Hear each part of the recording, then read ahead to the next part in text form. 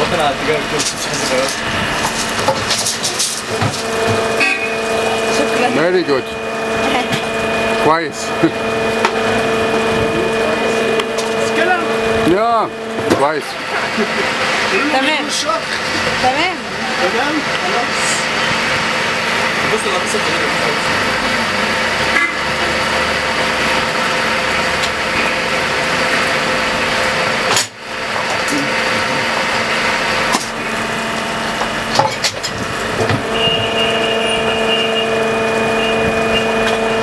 اوكي. تعملوا تقريبا كم واحدة في اليوم؟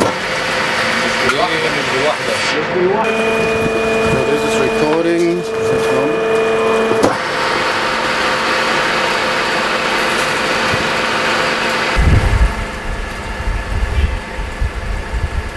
Okay. Maybe no, it's better if he doesn't hold it. Okay, so let's start. Thank you very much. That is participating in the project. And we do the project which shows his knowledge in his factory. هو بيشكرك قوي ان يعني بتعمل معانا في المشروع، وبيقول ان احنا بنحاول بس نعرف المعلومات اللي عندك في الورشه بتاعتك. قولي له اهلا بيك في بلادك. Thank you. Maybe you can start telling his name and how long he's working here. ممكن تقول بقى اسمك ايه؟ بقالك قد ايه بتشتغل هنا دلوقتي كده؟ انا اسمي كمال شمس الدين، بشتغل هنا من سنة 90. Okay, well, since 1990. Ah. And دي ورشتك بتاعتك الخاصة. مأجر المكان. Maybe you stand close to the camera so that you can see the camera. No, that's fine. How long does it take to learn to work here? To do these machines? How long does a worker take to learn it? 1 week, 1 day? قد ايه وقت الواحد بياخد عشان يتعلم ان هو يصنع المكنة؟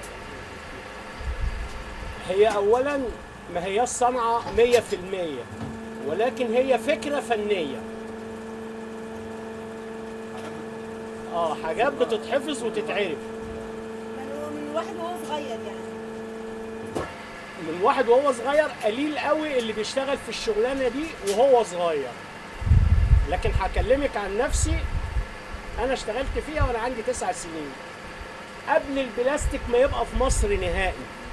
كنت شغال عند واحد اسمه الباشمهندس سيد محمود حمدي الهلباوي. كان شغال في الشركة الأهلية وساب الشركة الأهلية وعمل المكن ده. بدأ المكن ينتشر.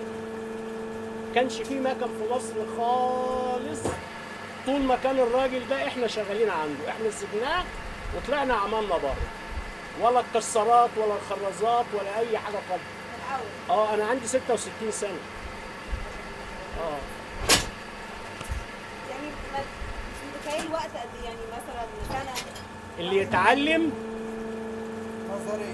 نظريا عشان يبقى كويس يعني ويكون مخه كويس، سنة يفهم كل حاجة. عشان محتاج يجرب أكيد برضه. يعني مش بس الواحد لازم يقعد يجرب عشان يعرف.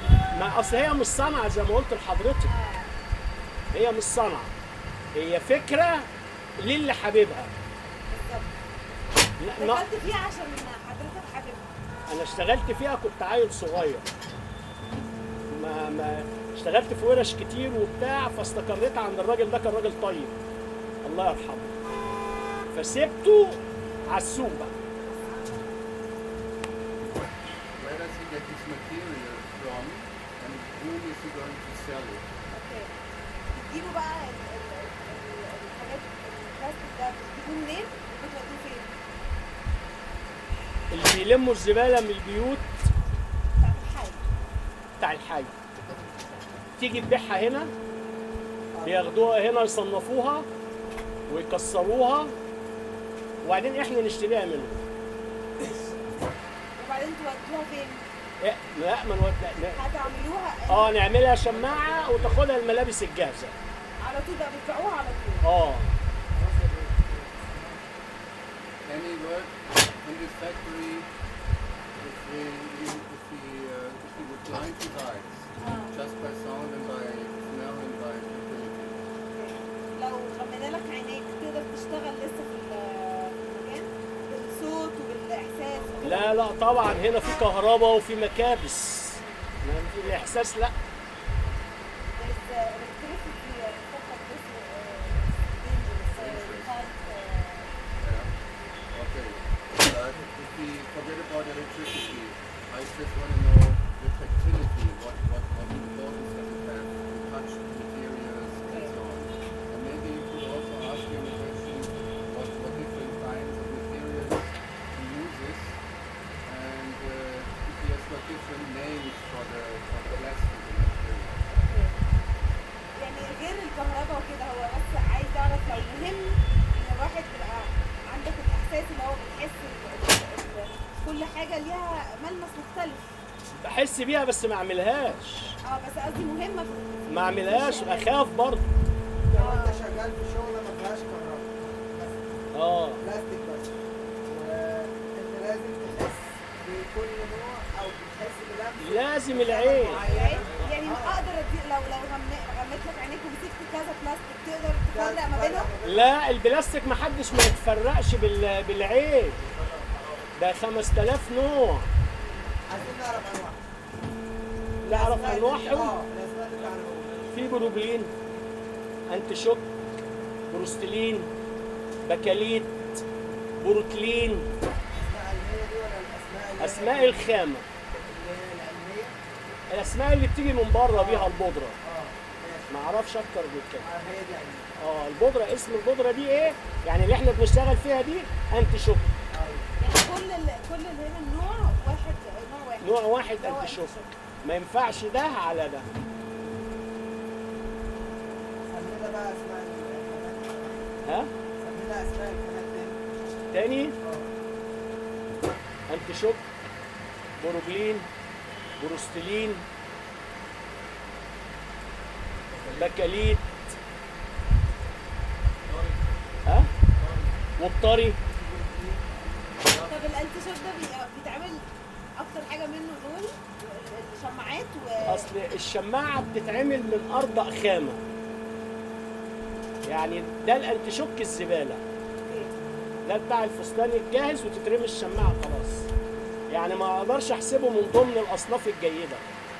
انا بكلمك على اصناف جيده، طن فيها بيوصل 30,000 و40,000، هنا الطن ب1000 جنيه. هنا الحاجه بتبقى في الوان ولا هو بيجي لك في منه الوان بس غالي. بس انا قصدي هنا الشكل فيه حاجات ملونه، هو كله بيطلع اسود. هو في فتيل زي المفرمه بتاع اللحمه، لما تحطي مثلا ايه شويه الفول على الخضره على الحاجه تقوم تطلع لك من الناحيه الثانيه ايه خضره، فدايما بيطلع اسود يعني مهما الالوان دي. اما لا الاسم هنا اكتر من الاسود غالب على كل حاجه، الاسود بيغلب كل حاجه. Maybe last question: if he has to need his eyes, if he closes his ears, if he can't hear, does he need sound or the sense of hearing to run the workshop? Each حضرتك machine قلت has got its rhythm, its noise. You can hear there's something wrong with the machine. حضرتك قلت العين مهمه قوي في عشان تطلع أيوة. طب لو سديت بس ودانك تبقى مشكله، يعني قصدي ايه اهميه السمع بقى مع السمع؟ عشان لو الكهرباء سقطت شويه، لو في حاجه زنت وانا بشتغل هعرفها ازاي؟ العين بتعرفها دي ودي، ده ربنا خلقهم كده، دي ودي. يعني عشان احنا حاسين ان هنا في حاجات كتير قوي تفرق ملمس من ملمس، السمع، الاصوات اللي بتحصل، يعني حاجات مختلفه قوي، احنا مش هنعرف نفرق ما بين الصوت ده بتاع ده الصوت ده بتاع ده، بس اعتقد انتوا بتعرفوا تفرقوا. طبعا ده كده صوته وهو راجع اهو، راجع الفتيل مطرح ما حقن، هو بيعمل ايه بس هقول لك دلوقتي. هقول لك ده هو فتح، هيقفل دلوقتي ويخش الفتيل تاني اهو، هيرجع الصوت يرجع تاني اللي هو صوت التعبية بيعبي الخام.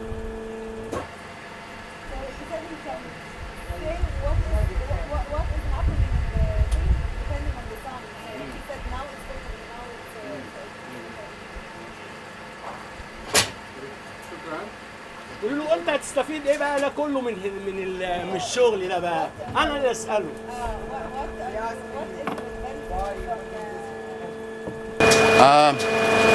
Difficult question. Yes. No, we want to, what I said in the beginning, we want to see his knowledge.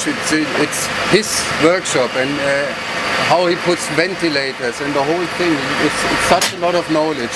If I had to start tomorrow, build these little things, it would be hopeless. I had no idea where to buy the plastic, what kind of plastic, and also where to sell it. So it's يعني about حاجه يعني بالنسبه له حلوه قوي ازاي المعلومات اللي عندكم بنعملها لا وازاي حاطط كل حاجه موجوده. حطيت مثلا المراوح وكده، يعني هو لو مثلا هيبتدي قلنا لو هو حاجة هعمل بيعمل مشروع كده زي مش كده، هيعرف يجيب يبتدي منين منين خالص. ازاي؟ فحاجه الفكرة ايه؟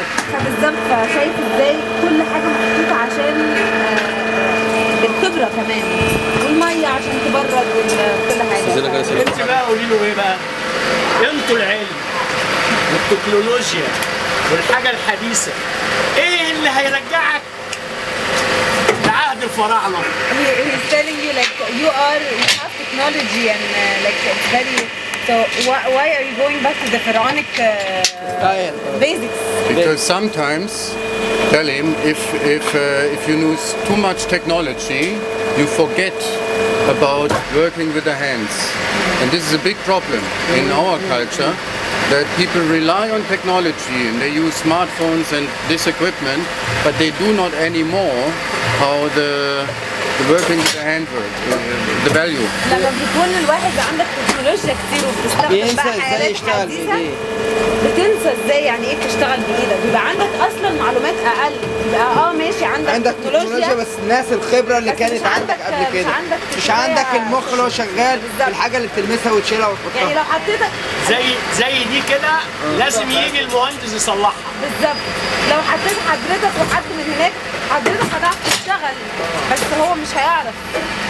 بس انا لو قلت لحضرتك هديلك حاجه جديده تشتغل بيها هتعرف تتعلمها، زي الميكانيكي بس هو مش كده. هيعرف يتعلم بالظبط الحاجه الفنيه اللي حضرتك تعملها. هو هيفيد بيه الناس هناك بقى. هو المشروع هنا وهناك، مش هو زي ما بنقول ايه، بنعرض هنا هم عندهم ايه وهم بيعرضوا احنا عندنا ايه، زي كده يعني زي تبادل يعني خبرات، ازاي يتعلموها. بالظبط. هم جم كتير. سمع بالبصر لا زي حاجه فنيه كده ليها علاقه بالحواس، يعني هي المشروع فوكس على الحواس بتاعت الشخص. Okay. تشكر، شكرا. ميرسي قوي، ميرسي قوي.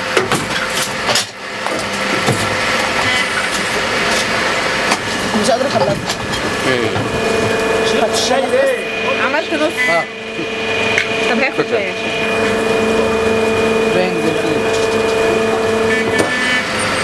طب اسألي سؤال تاني.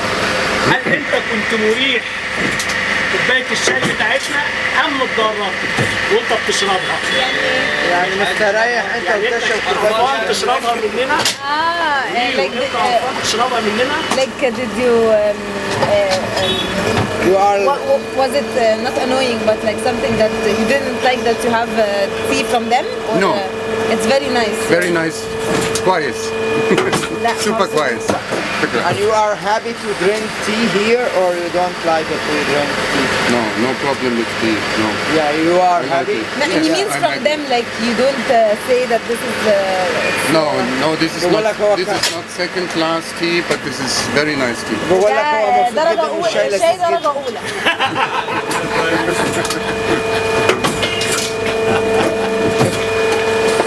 شكرا جدا.